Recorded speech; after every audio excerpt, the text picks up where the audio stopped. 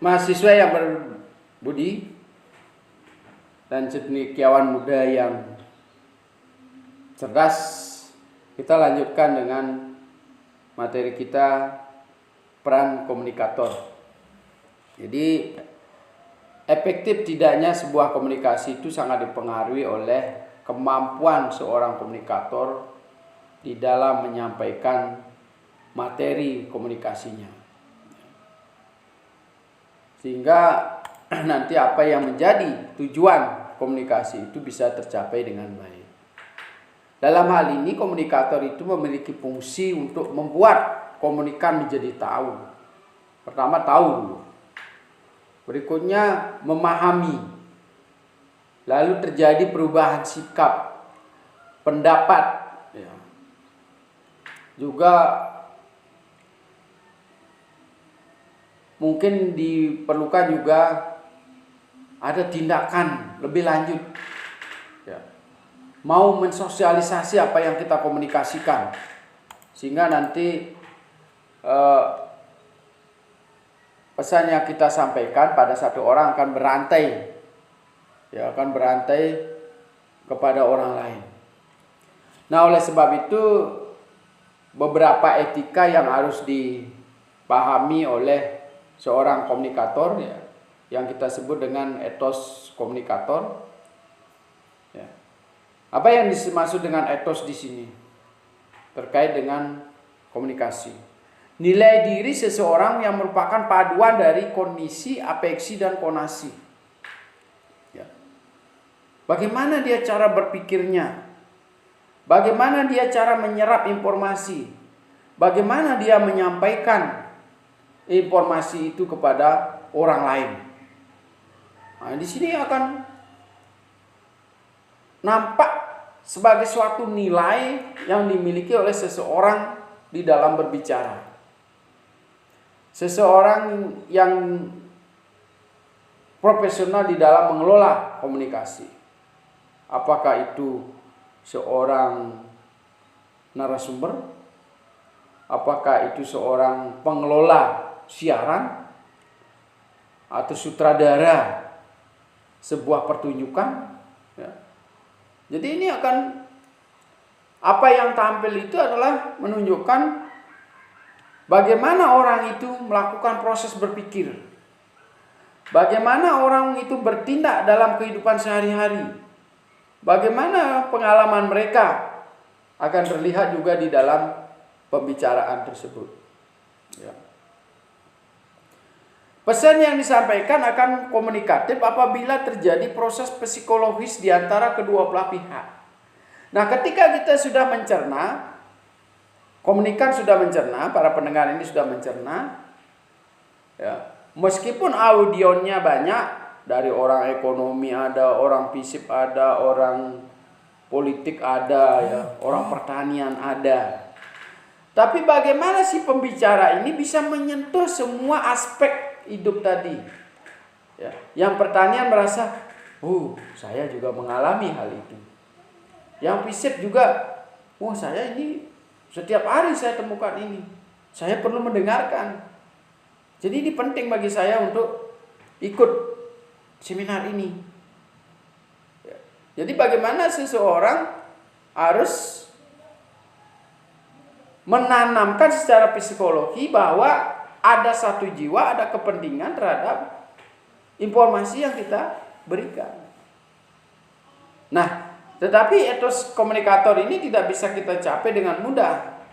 Karena ada beberapa faktor yang berpengaruh terhadap etos kerja ini. Yang pertama adalah kesiapan. Kemudian juga kesungguhan, ketulusan. Jadi siap apa tidak seorang komunikator. Benar apa yang dimaksud dengan kesiapan? Sungguhan, ketulusan hati, kepercayaan, ketenangan, keramahan, dan kesederhanaan. Nah, coba kita simak sekarang bagaimana penjelasannya tentang kesiapan itu. Ya. Jadi seseorang komunikator harus menunjukkan kesiapan yang matang kepada khalayak. Jadi khalayak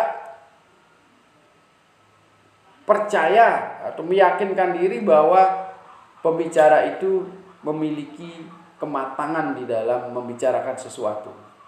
Ya. Jadi perlu diingat, tidak meskipun sebagai seorang guru atau dosen, tidak di semua materi dia matang. Jadi mahasiswa harus maklumi ya. Karena dari bagian-bagian materi yang dia sampaikan, ada beberapa materi yang memang dia tidak tekuni. Disampaikan berdasarkan hasil pembelajaran. Itulah makanya setiap guru ataupun dosen, apa yang diajarkan harus juga dipraktekkan, harus juga diteliti, harus juga dikembangkan di dalam pengabdian masyarakat. Sehingga dia matang, meskipun dia, misalnya kalau kita mengajarkan wirausaha, tapi sehari-harinya sebenarnya dia tidak berwirausaha, tidak punya bank, tidak punya juga bengkel dan sebagainya. Tapi dia melakukan penelitian dan pengabdian pada tempat-tempat yang semestinya untuk memperkuat sistem pembelajaran mereka. Jadi mahasiswanya dengan beliau juga ikut terlibat meneliti di sebuah perusahaan ya. Meskipun seorang administrasi publik, itulah keuntungan administrasi publik. Di setiap usaha apapun yang dikembangkan oleh masyarakat ada administrasi. Di dunia sosial, lembaga sosial manapun ada administrasi publik.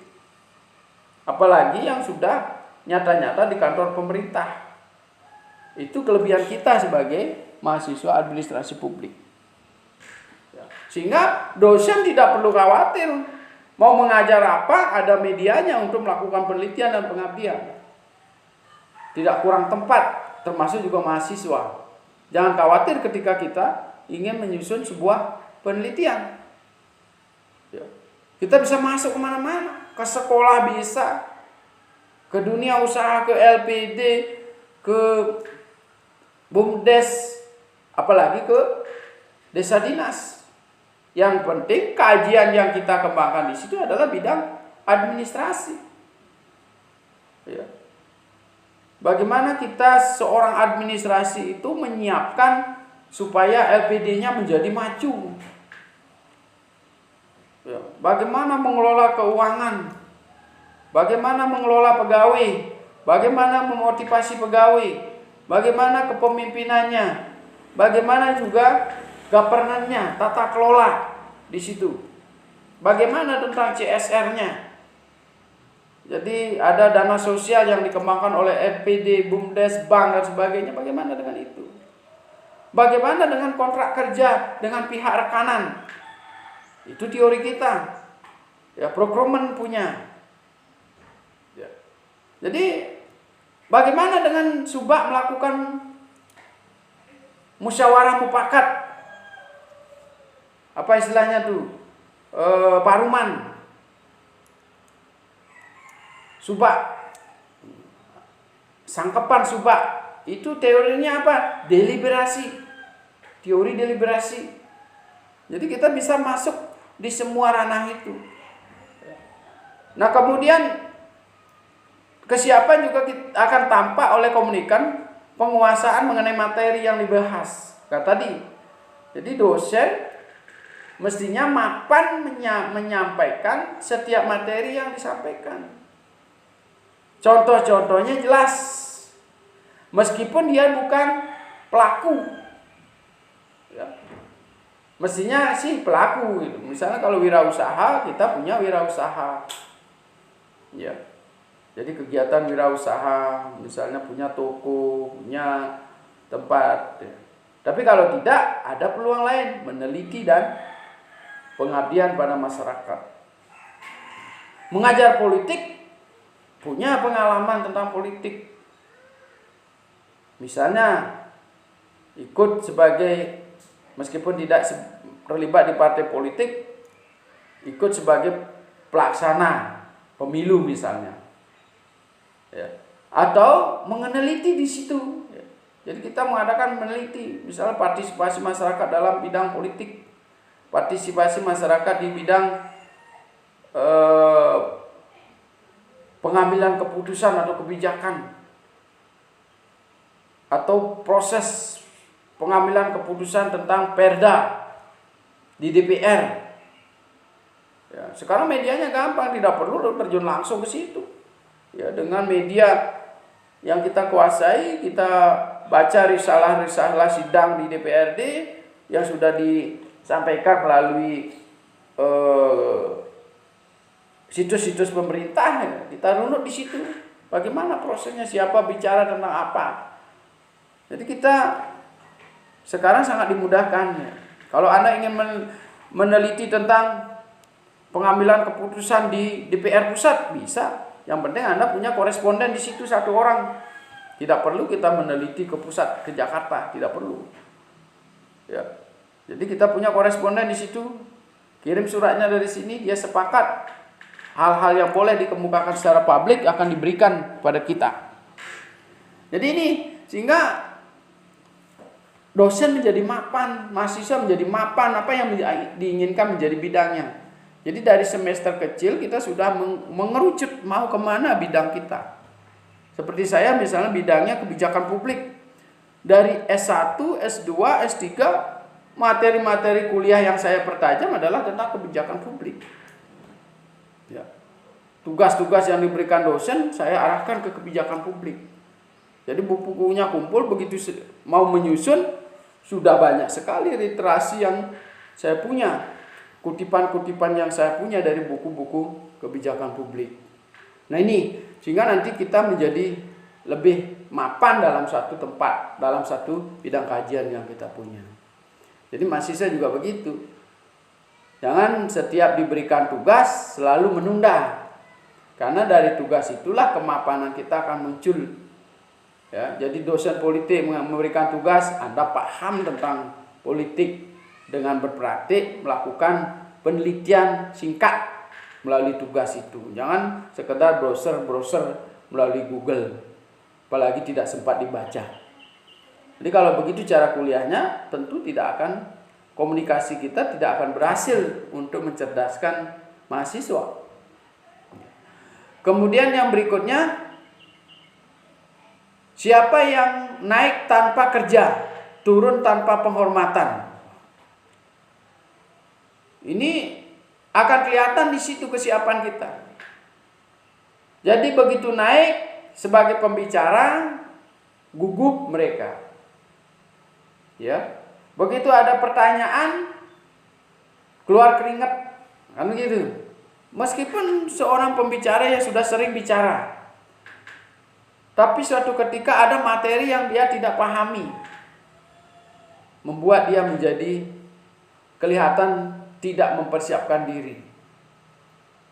Lalu setelah keluar dari sidang itu atau dari seminar itu sebagai pembicara, bisa-bisa dia tidak bisa tidur. Meskipun orang-orang yang menjadi pendengarnya tidak bercemooh, ya, tapi dia merasa tidak mapan di dalam menyampaikan masalah komunikasi tadi. Kemudian yang berikutnya adalah connection mental. Ya. Jadi sikap dan temperamen atau mental yang dimiliki akan nampak di situ.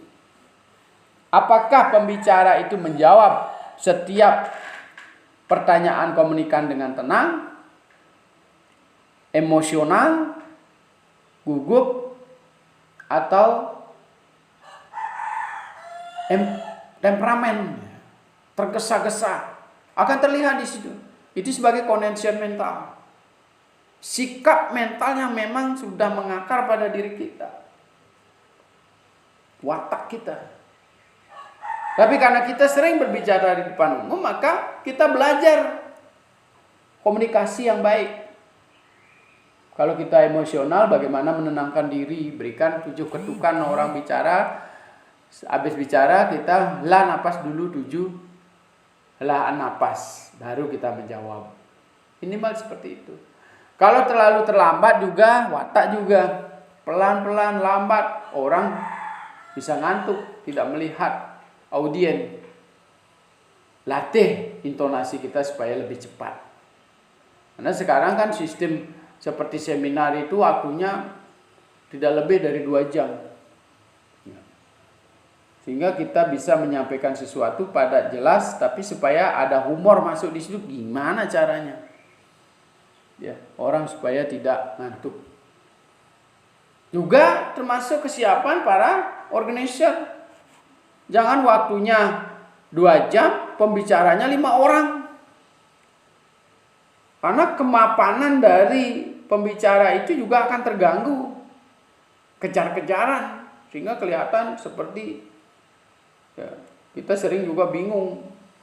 Materinya 11 slide, yang mana ini semua penting, yang mana harus saya sampaikan. Sehingga tidak sempat buka slide, ngalur ngidul jadinya. Jadi inilah. Jadi ketidaksiapan baik itu pembicara, komunikator maupun para penyelenggara sebagai organizer ya. Kesungguhan.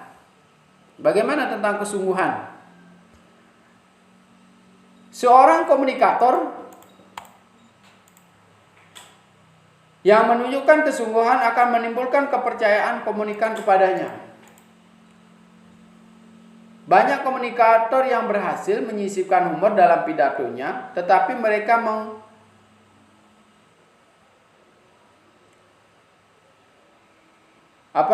mengobarkan diri dari julukan pelawak atau menghindarkan diri dari julukan pelawak. Artinya apa? Humor boleh masuk, tapi jangan terlena di situ. Sebagai narasumber kita kembali lagi ke fokus. Boleh dia ketawa sejenak, jangan terus diterusin di situ. Ya, bukannya mengajar tapi menjadi pelawak di situ. Mahasiswa tidak dibutuhkan itu. Tapi untuk menjeda pembicaraan, untuk menimbulkan atau mengurangi penat pembicaraan kita perlu humor. Ya.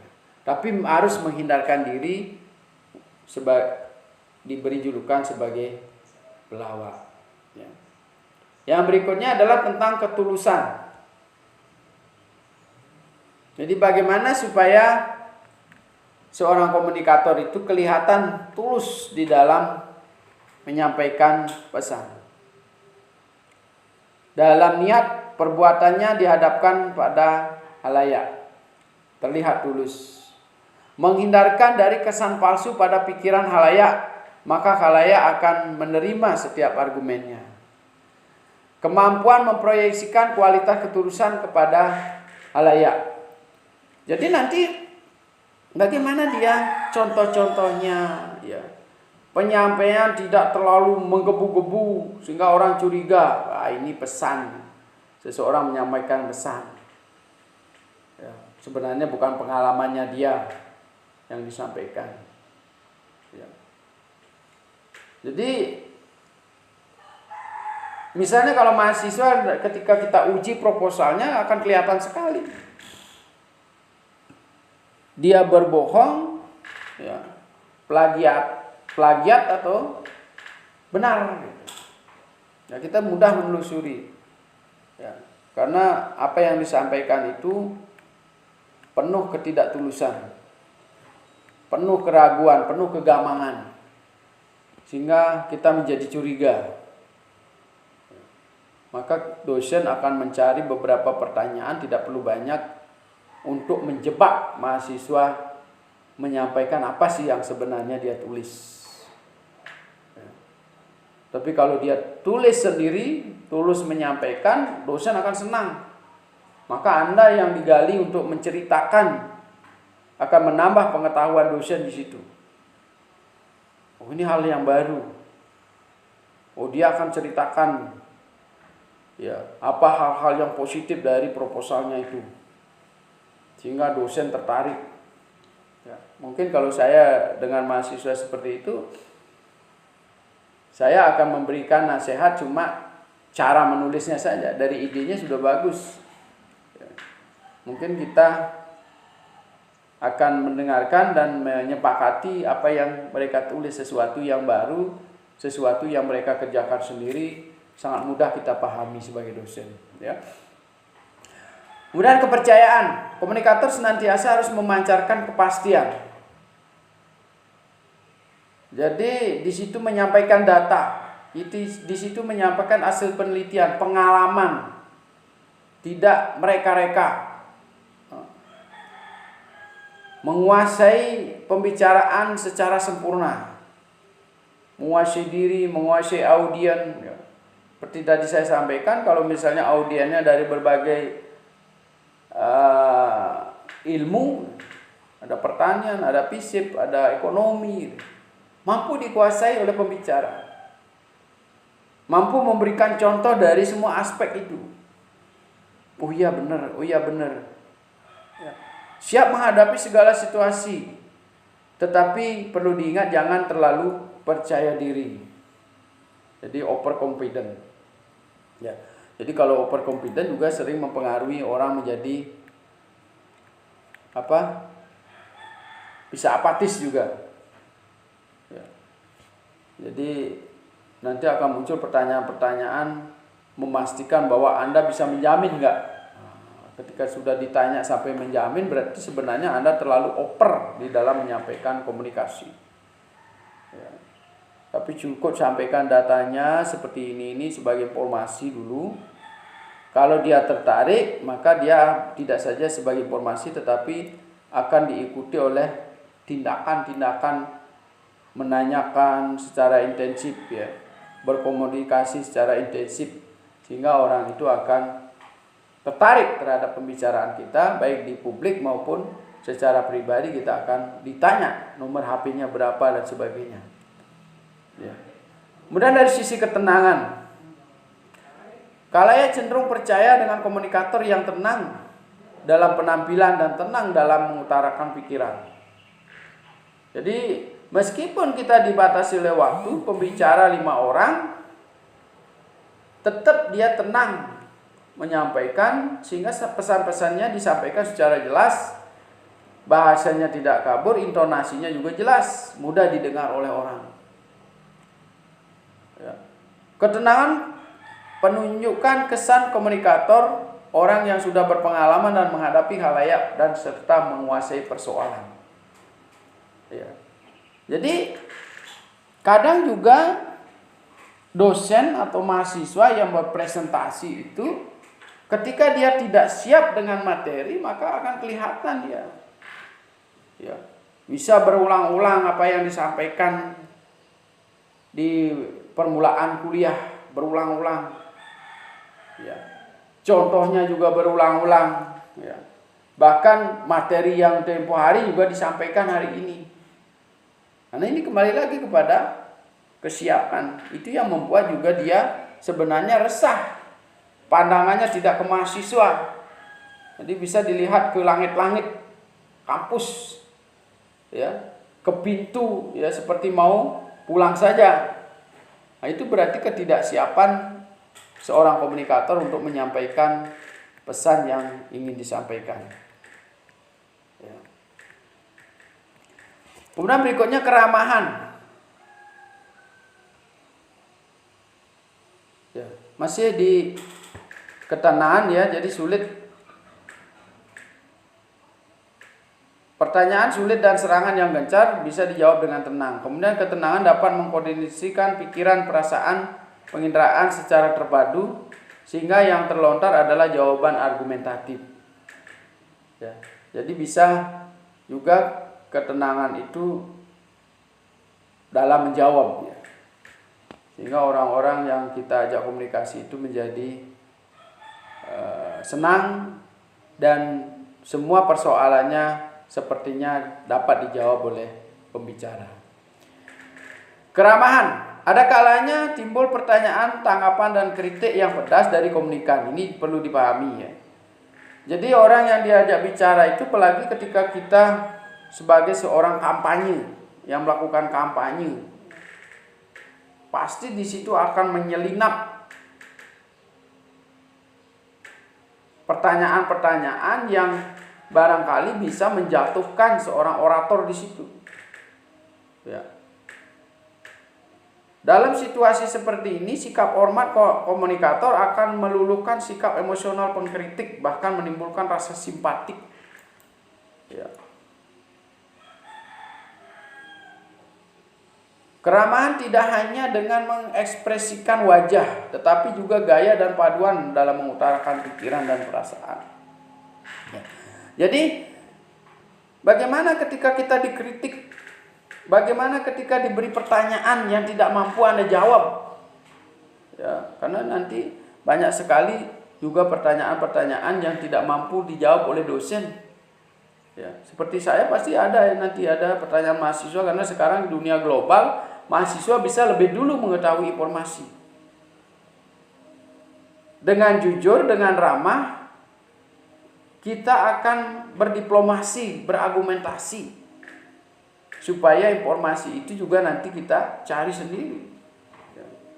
Jadi mahasiswa tidak merasa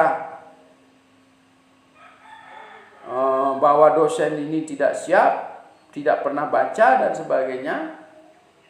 Tapi di sisi lain dosen juga tidak merasa kecewa ketika informasi itu kita belum pahami. Saya sering seperti itu. Bahkan ketika kuliah pernah menyampaikan sebuah dalil salah. Ya. Minggu lalunya saya perbaiki. Ya. Kita menyampaikan pengertian yang salah. Minggu lalunya kita perbaiki. Minggu yang akan datangnya kita perbaiki. Ya.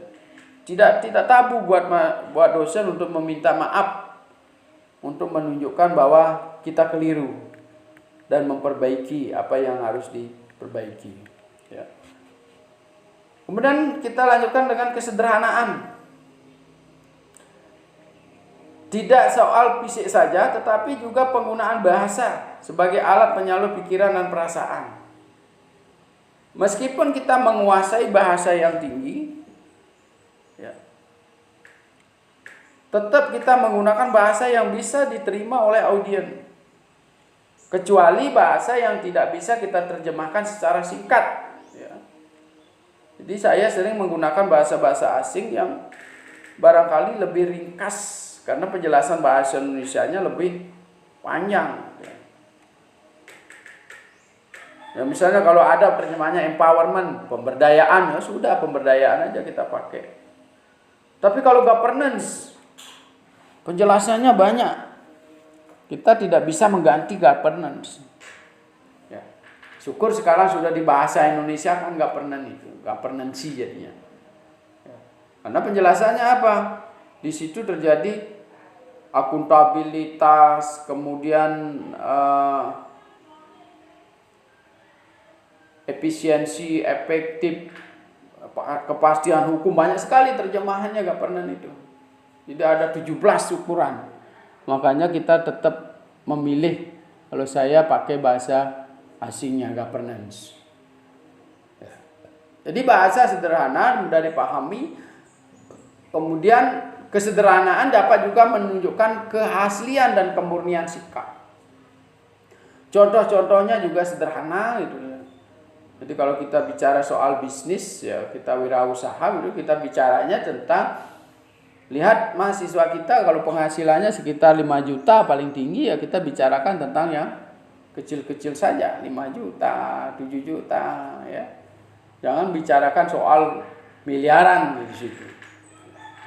Yang barangkali juga si pembicara itu tidak pernah pegang. Kemudian seringkali kita jumpai komunikator yang meniru gaya orang lain. Nah, ini tidak perlu, kecuali Anda memang menguasai gaya itu. Jadi tidak perlu, pakailah gayamu sendiri, kan gitu. Jadi kita tidak perlu meniru-niru orang. Kemudian yang kedua, tadi yang pertama adalah sikap yang pertama adalah etos, ya. Etos komunikator. Sekarang kita masuki dengan sikap komunikator. Apa yang harus dipersiapkan oleh seorang komunikator? Jadi ada 5 sikap yang perlu kita persiapkan. Yang pertama adalah represif.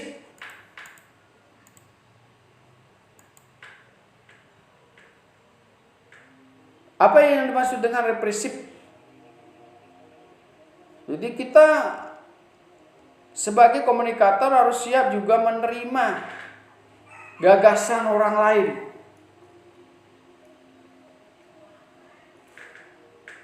Kritik terhadap kita. Ya, respon kita juga harus peka. Dari kita jawab dengan ramah. Ya. Tapi argumentatif, meskipun kelihatan tidak mau mengalah gitu ya. Tapi argumentatif kita sebenarnya cukup untuk memberikan sanggahan pada mereka dan memahami. Kita sampaikan dengan ramah. Kemudian setelah selesai pembicaraan kita pahami, kita catat apa yang barangkali menjadi daya kritik orang untuk meningkatkan kualitas pembicaraan kita ke depan. Ya. Sehingga nanti pembicaraan kita itu, gagasan kita itu lebih bermanfaat ketika menerima kritik-kritik dari orang. Represif juga menunjukkan bahwa komunikator itu bersifat terbuka terhadap semua pendapat, tidak underestimate. Jadi tidak dominasi, tidak menguasai hal-hal yang padahal memang benar tidak dikuasai.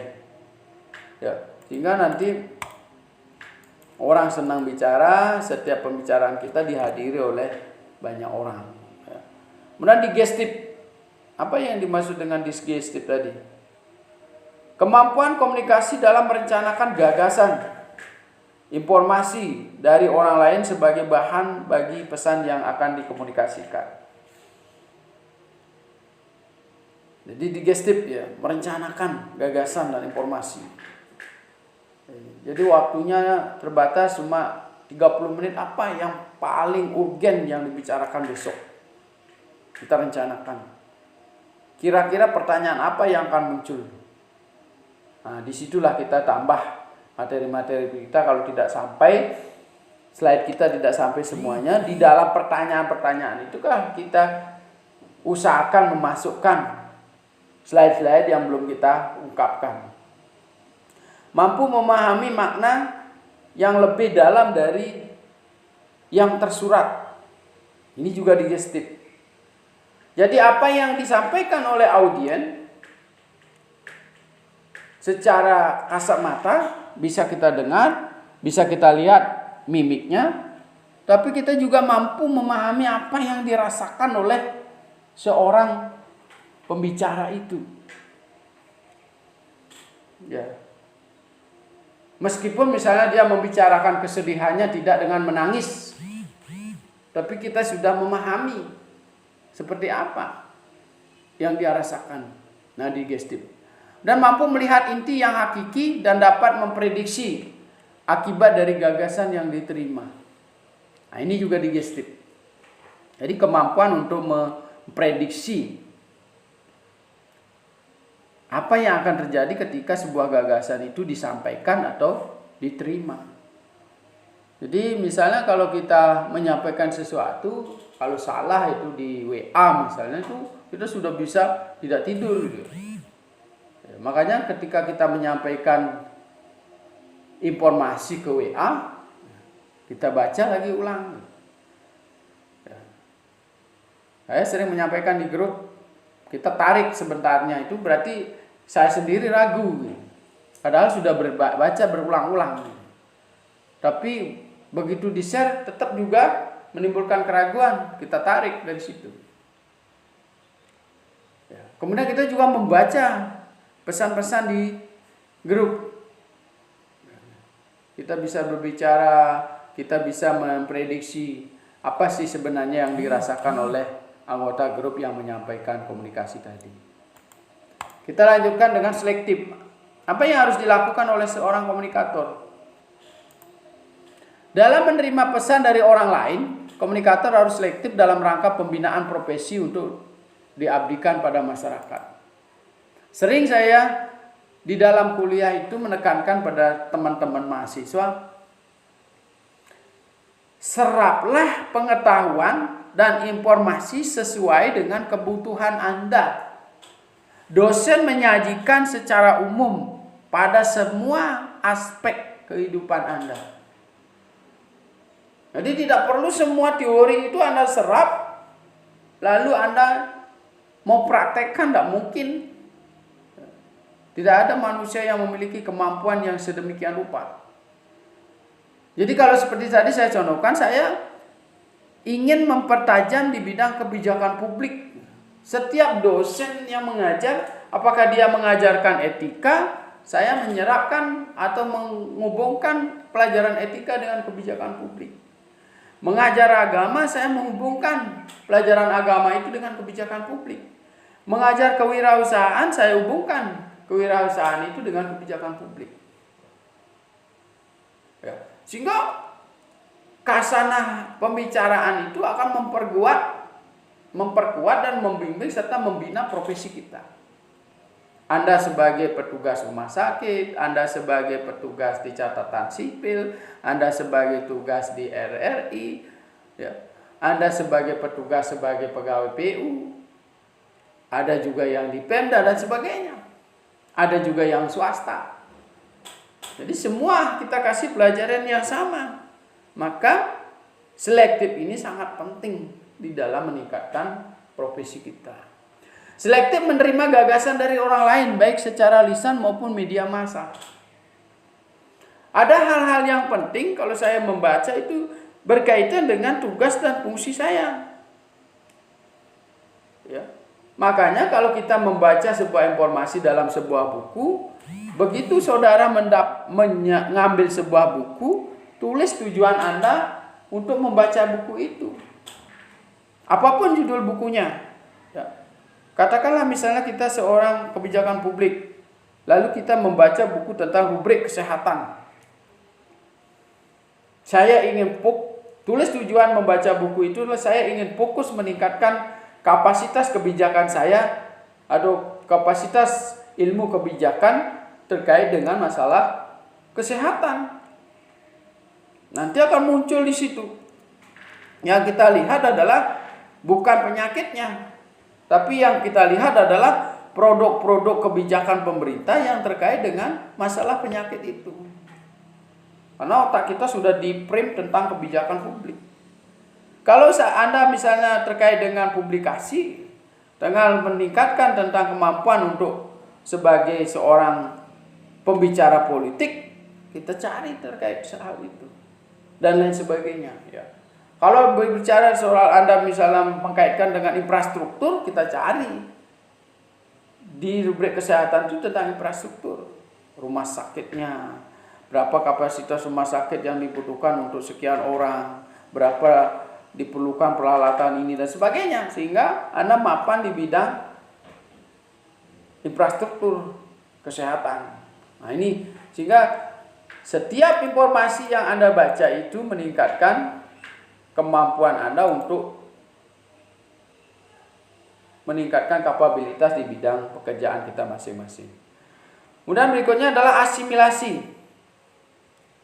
Kemampuan dalam mengkorelasikan informasi yang diterima secara sistematis dengan apa yang telah ia miliki, yang merupakan hasil pendidikan dan pengalamannya. Nah ini yang tadi saya bilang. Apa yang Anda terima, asimilasikan dengan pengetahuan yang sudah ada, pekerjaan yang Anda miliki, menjadilah informasi itu penguat profesionalisme Anda. Hingga nanti tidak bertentangan dan tidak terlalu banyak yang kita baca. Terlalu banyak kita serap, otak kita terbatas. Jadi kita bekerja di administrasi, kita ingin mengetahui teori tentang kesehatan. Cukup tahu, kalau tahu sedikit tentang kesehatan, kalau sakit perut obatnya ini, cukup begitu aja. Tidak perlu cara mengelola kesehatan bagaimana, tidak perlu. Tapi terkait dengan administrasi kesehatan, kita baca apa yang dibutuhkan, apa yang dikerjakan. Oh ternyata sama dengan administrasi yang ada di catatan sipil, bagian-bagian yang dikerjakan. kepegawaian, keuangan dan sebagainya, perlengkapan. Nah, kemudian formulasi dari perpaduan kedua aspek tersebut dikembangkan sehingga menjadi konsep yang matang untuk dikomunikasikan. Secara teori kita akan menerima semua masukan.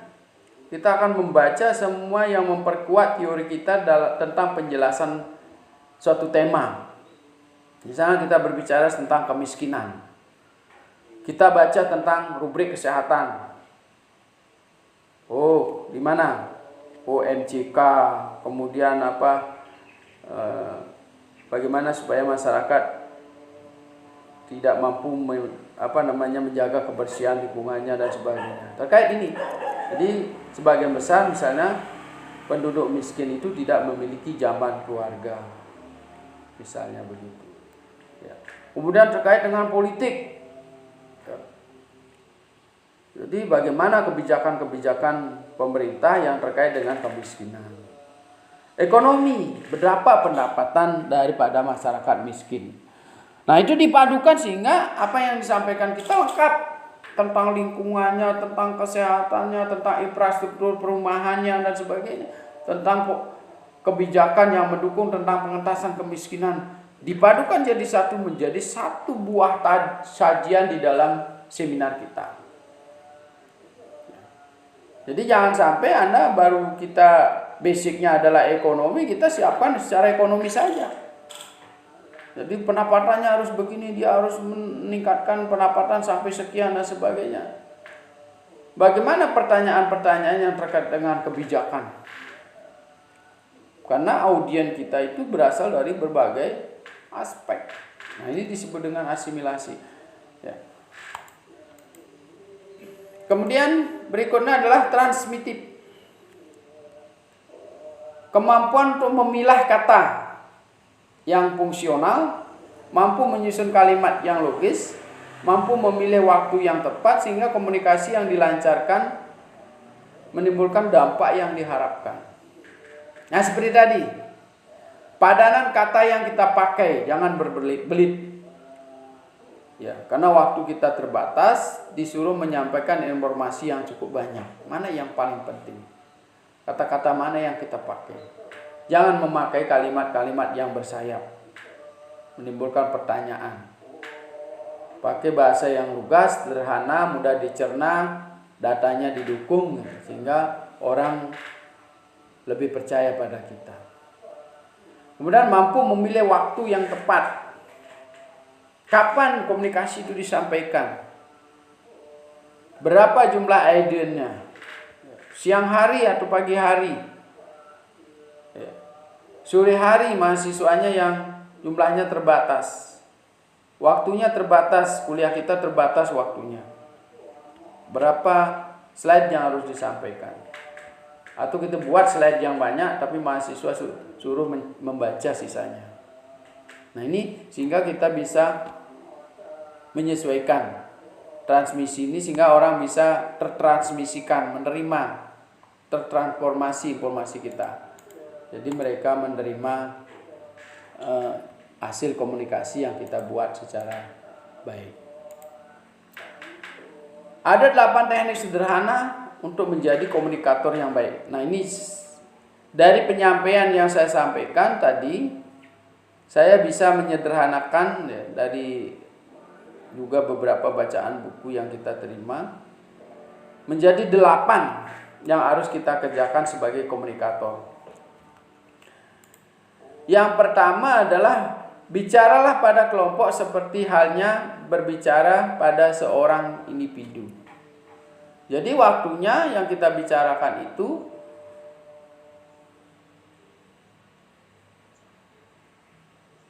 menyampaikan sesuatu pada kelompok atau jumlah besar seperti kita berbicara dengan satu orang. Bisa kita menyampaikan secara mendalam, seolah-olah kita menyentuh semua perasaan orang yang ada di aula yang begitu banyak. Itu yang maksudnya. Jadi kesannya kita harus seperti itu. Tekniknya mungkin berbeda. Jadi teknik penyampaian pada individu per individu dengan sekelompok orang Tentu berbeda. Kalau individu kita tidak perlu memakai loudspeaker misalnya. Kalau secara kelompok kita perlu memakai pengeras suara yang relevan. Bahasa juga yang relevan, suaranya juga yang keras. Ya. Tapi psikologi penyampaian pesannya itu adalah seperti kita bicara secara individu. Jadi tetap memakai rasa, hati, ya, kepekaan diri, ya, penguasaan emosi dan sebagainya. Berbicara sehingga orang-orang mendengar. Apa maksudnya itu berbicara sehingga orang? Jadi supaya tidak rugi kita bicara, menghabiskan waktu yang banyak, menghabiskan anggaran, terus mengundang orang banyak, tidak bermakna, tidak dipahami, tidak didengar, karena pengeras suaranya tidak bagus. Karena penyampai informasi tidak dipercaya, tidak dikenal, tidak mapan, tidak matang. Itu maksudnya. Dengarkanlah sehingga orang-orang akan berbicara. Nah, ketika sekarang giliran kita mendengar, kita diharapkan menguasai ilmu mendengar. Sehingga orang senang bicara. Proses komunikasi itu juga lancar. Jadi ketika dosennya berbicara, kita belajar untuk menjadi pendengar yang baik. Sehingga dosennya menjadi semangat untuk berbicara. Itu sangat berpengaruh. Ketika saya misalnya melihat Anda main chatting-chattingan di belakang dan sebagainya, saya tidak akan menegur. Tapi saya berusaha melihat saudara. Sekali waktu saya lihat, sekali waktu saya lihat. Ya. Jadi apa sih sebenarnya tujuan kalian ke sini? Apakah chatting? Silakan di luar, jangan kuliah. Kan begitu kalau dikasarkan bahasa kita. Ya. Tapi ketika sebagian besar mendengarkan ada 1-2 orang chatting gitu, atau main HP, saya masih bersemangat. Ya, karena kita menghargai orang-orang yang menghargai pembicaraan. Karena ini tidak akan pernah berhasil ketika Anda tidak belajar untuk mendengar. Dosen juga begitu. Ya. Jadi kita tidak belajar untuk melihat mahasiswa. Mungkin materinya kita tidak ada sehingga ngalur ngidul ke sana kemari. Mahasiswa juga ada yang ke belakang, ke kantin, ada yang ke toilet berkali-kali. Jadi juga harus dipahami. Terhubunglah secara emosional. Jadi komunikator maupun komunikan diupayakan seperti terhubung secara emosi. Apa yang kita sampaikan, benar adanya menurut mereka. Apapun profesinya. Dia penekun spiritual, dia pekerja ekonomi, dia orang politik, dia orang pekerja, merasa tersentuh. Saya juga mengalami seperti itu. Saya patut mendengarkan supaya ada perubahan hidup saya. Ada manfaat bagi kehidupan saya di masa depan dan sebagainya. Jadi ada keterikatan emosional. Membaca bahasa tubuh. Nah, ini Anda sudah paham betul mungkin. Ya begitu mahasiswanya gelisah, Anda mau ke belakang, mungkin dia malu karena keramahan dosen, ya, atau malu pada Pak Dekan. Gitu. Kita melihat dia gelisah. Anda mau ke belakang, silakan. Kita menyampaikan dengan ramah. Ya, mungkin dia kadang-kadang juga mahasiswa yang memang kuliahnya bagus, ya, pemalu, tidak tidak pernah juga neko-neko. Kelihatan gelisah karena dia tidak berani menyela pembicaraan dosen yang sedang bersemangat. Jadi dosen harus juga melihat bahasa tubuh dari mahasiswa. Persiapkan maksud pembicaraan kita. Tidak perlu menggunakan jargon. Jargon itu mengancam, ya. Jargon politik, ya, atau jargon orang lain. Gunakan bahasa sendiri, kata-kata sendiri, kalau punya peribahasa sendiri ya, yang kita bisa gali. Karena orang sering latah menggunakan jargon-jargon orang yang sudah dikenal. Bila perlu kita punya bahasa-bahasa yang khas sehingga mudah diingat oleh orang yang diajak bicara. Kembali lagi pada persoalan latihan mendengarkan secara aktif. Ya. Jadi ini penting. Nah, sekaranglah saatnya Anda berlatih untuk mendengarkan. Melalui media ini kita belajar mendengarkan dengan baik. Astungkare nanti juga Anda bisa menjadi pembicara yang baik. Yang terakhir, bagaimana cara kita latihan mendengarkan? Nah, ada beberapa tip. Sayang di media ini tidak terlihat ya, kata yang paling atas adalah latihan mendengarkan secara aktif. Ya. Jadi di slide ini apa yang disampaikan ini adalah latihan mendengarkan secara aktif. Apa yang harus dilakukan? Habiskan waktu lebih untuk mendengarkan ketimbang berbicara. Ya. Sekarang mulai kita. Kalau selama ini kita selalu mendominasi pembicaraan di keluarga, sekarang kita berlatih mendengarkan secara aktif.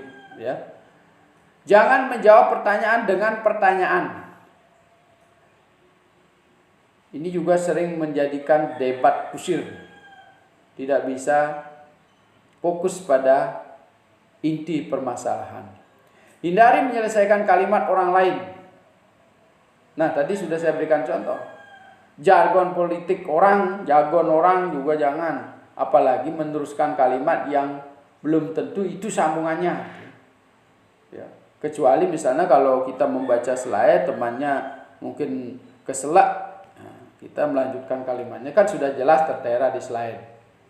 Tapi kalau dalam pembicaraan, oh ini yang dimaksud oleh si A, adik saya begini maksud. Jangan, belum tentu seperti itu maksudnya. Ya, karena ini sering mengkaburkan pembicaraan orang. Ya. Kadang sudah di depan umum bicara seperti itu kan dia juga tidak malu membantah, apalagi satu tim. Ya, padahal tidak itu yang ingin dia bicarakan. Ya. Fokus lebih pada orang lain ketimbang pada diri kamu sendiri. Jadi kita mendengarkan apa sih sebenarnya senyatanya dirasakan. Jangan menyela. Oh, kalau saya seperti ini, kalau saya seperti ini. Orang kita ingin mendengarkan kok. Ya. Jadi kalau kita sampaikan ide saya, akhirnya fokus yang dia ingin bicarakan itu jadi keluar dari materi yang ingin dia sampaikan. Atau dia malu, misalnya dia ingin menyampaikan tentang kesedihannya, kurang ekonominya, ya, keluarganya berantakan itu. Tapi Anda langsung menyela. Wih, saya kalau di keluarga seperti ini, saya selalu bisa membina ini. Akhirnya dia malu menyampaikan keluhannya itu. Tidak jadi dia sampaikan. Sehingga Anda ingin menyelesaikan, membantu meringankan persoalan mereka menjadi tidak jadi fokus pada pembicaraan. Fokus pada apa yang orang katakan saat ini, bukan pada apa yang menjadi minat mereka. Ya, jadi apa yang dia sampaikan sekarang, saya tidak perlu menggali minatnya, keinginannya yang lalu-lalu. Yang sekarang ini apa yang dia inginkan. Bingkai apa yang orang lain telah katakan untuk meyakinkan kembali bahwa kamu telah benar-benar paham apa yang dikatakannya. Jadi kita harus garis bawahi di situ. Ya. Baiklah. Saya paham apa ini yang Anda maksud, ya.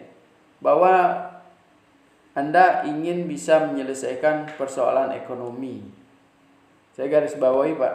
Meskipun hari ini saya tidak bisa menyelesaikan, mungkin besok saya akan membawa tim saya untuk bisa menyelesaikan soal ini. Kita bingkai meyakinkan bahwa dengan pembicara itu, permasalahannya itu sudah dicatat dan akan dibicarakan dan benar-benar kita bicarakan. Pikirkan apa yang akan kamu katakan setelah orang tersebut telah selesai berbicara, bukan saat ia tengah berbicara. Berikan ketukan 7 kali atau helaan napas 7 kali, sehingga otak kita sempat berpikir untuk menjawab setiap apa yang dibicarakan oleh orang itu kalau perlu jawaban. Kalau tidak perlu sanggahan, mungkin Anda perlu mencatat saja, kita menggarisbawahi saja. Ya, jangan sampai dia tidak minta jawaban, dia tidak minta anjuran, tidak minta nasihat, kita beri nasihat. Ya, belum tentu juga nasihat kita dipakai, energi kita sudah habis. Ya, dia tidak memakai. Ya. Bahkan yang tersinggung dia akan menceritakan di mana-mana.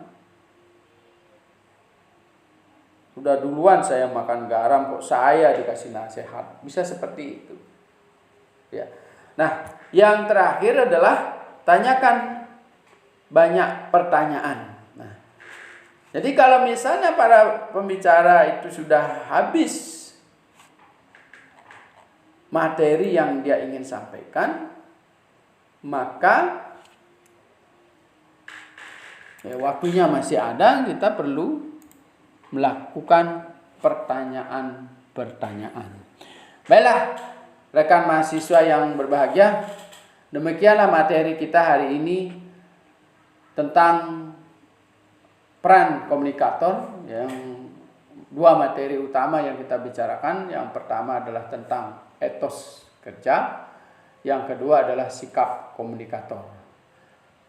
Jadi di akhir penjelasan ini, saya ingin memberikan satu tugas untuk Anda jawab tentang beberapa sikap yang harus diambil oleh komunikator. Anda bisa jelaskan dan berikan contohnya. Jadi sekali lagi, sikap komunikator yang perlu diambil, Anda jelaskan dan berikan satu contoh dari sikap tersebut. Akhirnya semoga materi hari ini bisa bermanfaat dan menjadi media pembelajaran yang kreatif bagi mahasiswa.